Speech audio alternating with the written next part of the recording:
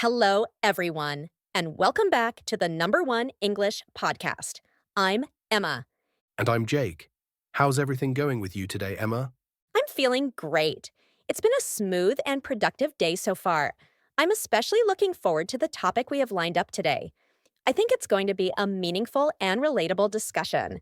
Totally agree. We're diving into something that's a part of everyone's life, daily routines. It's the framework that helps us move through our day with purpose. Yes, from the second we open our eyes in the morning until we go to sleep at night, we follow patterns and habits that shape our days. But, Jake, have you ever thought about how different people's days can actually look? That's a good point. Routines can vary widely based on lifestyle, but they're essentially made up of those little things we do regularly. So today we'll walk you through what our days typically look like, from how we kick off the morning to how we wind down at night. Exactly. And we'll also touch on how routines can help create a sense of structure and mental clarity. It's all about discovering what rhythm works for you.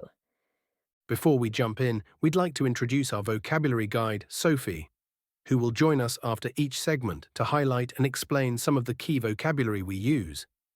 Welcome, Sophie. Sophie.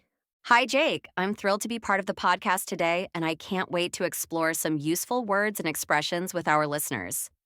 Emma. Awesome! Let's begin with what our mornings usually look like.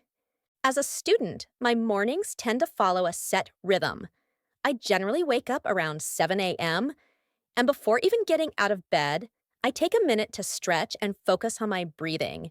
It's a soft and peaceful way to ease into the day and helps me feel more awake.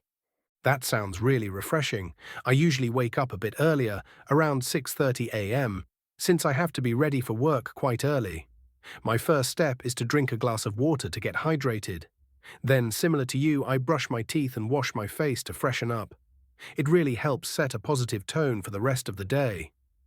Yes, drinking water first thing is such a smart move. After that, I eat something light for breakfast, like oatmeal or a slice of toast, just enough to give me some fuel before classes begin. Breakfast is important for me too. I'll often make scrambled eggs with toast, or sometimes go for a smoothie if I want something quick and nutritious. Once I'm done eating, I check my emails and take a quick look at my task list for the day to stay on track. I do the same. I always double check my class schedule and prep for anything that's coming up. It's a nice way to feel calm and organized before the day fully starts. Totally agree, starting the day with structure can make a huge difference. Now let's hand it over to Sophie to go over some of the vocabulary from this section. Thanks, Jake.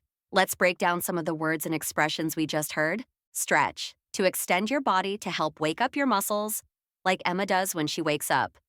Hydrate, to drink water and give your body the fluid it needs, which is how Jake begins his morning. Light breakfast, a small morning meal, like toast or oatmeal, which Emma prefers.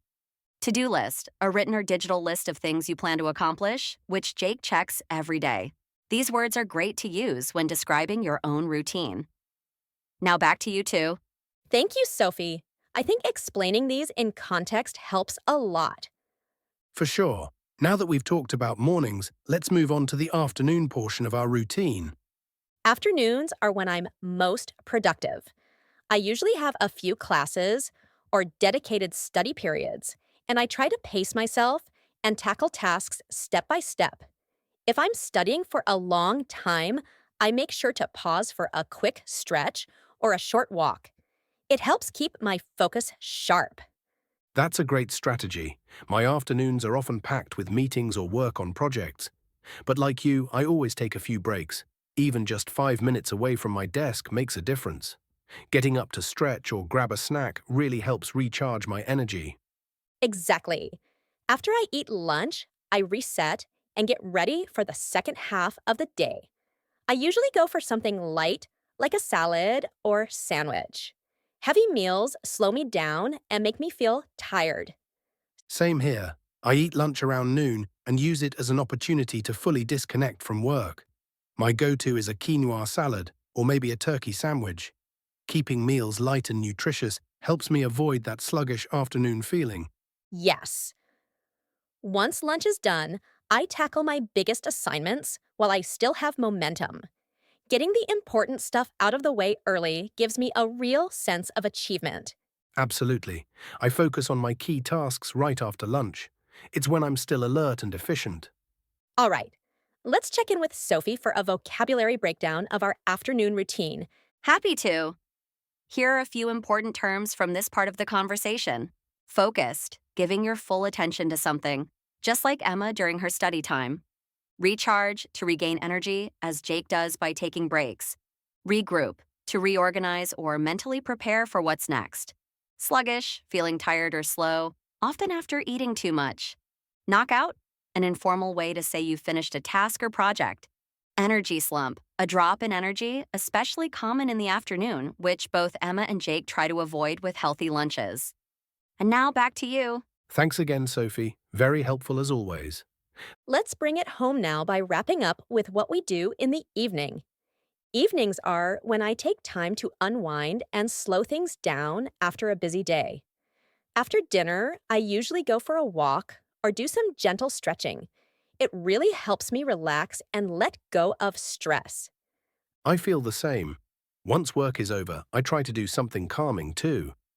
Whether it's listening to music or heading outside for a walk.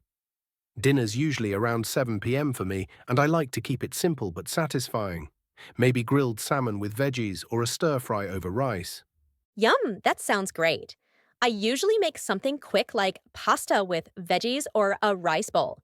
After dinner, I always brush my teeth and wash my face. It's a small step, but it helps me mentally shift into relaxation mode. Absolutely. That little hygiene routine at the end of the day feels like hitting the reset button. After that, I usually wind down with a book or sip on some herbal tea. That's such a nice way to end the day. I also try to avoid screens before bed. Instead, I'll listen to music or read to calm my mind. I aim to be in bed by 10 p.m. so I can get a good night's sleep. Same here. I try to stick to a regular bedtime, usually around 10:30. It's amazing what a difference good sleep makes. And now, one final vocabulary check with Sophie. Here we go. Unwind, to relax and relieve stress after a long day. Reset button, a metaphor for doing something that helps you start fresh. Wind down, similar to unwind, it means to slow your body and mind in preparation for rest. Herbal tea, a tea without caffeine, often used to help you relax before sleeping. Those are the evening terms. Back to Emma and Jake. Thank you so much, Sophie, for walking us through all that vocabulary. It really helps make the language stick. Yeah, hearing these terms in everyday examples makes them easier to remember. Today's episode covered a lot, and I hope our listeners picked up some tips for building routines of their own. Totally! Whether you're studying, working, or just trying to create more order in your day, having a routine that works for you is key. And remember, it's not just about productivity. It's also about taking care of yourself, giving yourself time to recharge, and finding moments of calm. That's it from us for today. We hope you found this episode helpful and inspiring. Big thanks to Sophie for helping out with the vocabulary, and to all of you for listening. Keep working on those healthy habits, and we'll catch you in the next episode of the #1 English podcast. Take care, everyone, and keep making progress, one routine at a time.